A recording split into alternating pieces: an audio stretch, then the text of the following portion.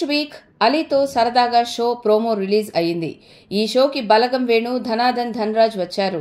ఇక ఆలీ రకరకాల ప్రశ్నలు అడిగాడు. ఫస్ట్ యాంకర్గా 2003, డైరెక్టర్గా 2023. 3 బాగా కలిసొచ్చింది, కానీ అది కలిసి రావడానికి 20 ఏళ్లు పట్టింది అన్నాడు బలగం వేణు.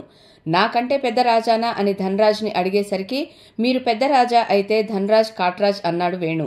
సరిగ్గా నటించకపోయినా, మాట వినకపోయినా కొట్టేవాడాయన అని అలీ అనేసరికి ఆయన చేతి రుచి తగిలిన వాళ్లంతా స్టార్స్ అయిపోయారు. నాకు తగల్లేదు, ధనరాజ్కి తగల్లేదు, కొంచెం లేట్ అయ్యింది అన్నాడు వేణు.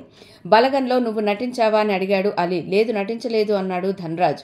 మరి క్లోజ్ ఫ్రెండ్ అన్నావుగా వేణుని అని అలీ అడిగాడు. బలగం 3 కానీ 4 కానీ ధనరాజ్ని పెట్టి చేస్తా అన్నాడు వేణు. బలగం మూవీ తీద్దామనుకున్నప్పుడు ఒక టెక్నీషియన్ వచ్చి పెద్ద బాహుబలి అన్నట్లు ఫీల్ అవుతున్నావు అన్నాడు.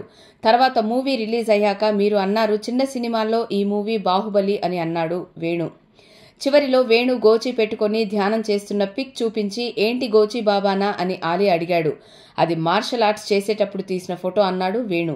అంటే డైరెక్టర్స్కి ఈ ఫోటోనే చూపించావా అన్నాడు అలీ.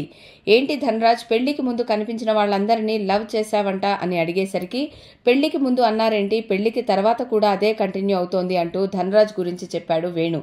ఇలా ఈ వారం ఎపిసోడ్ వీళ్లతో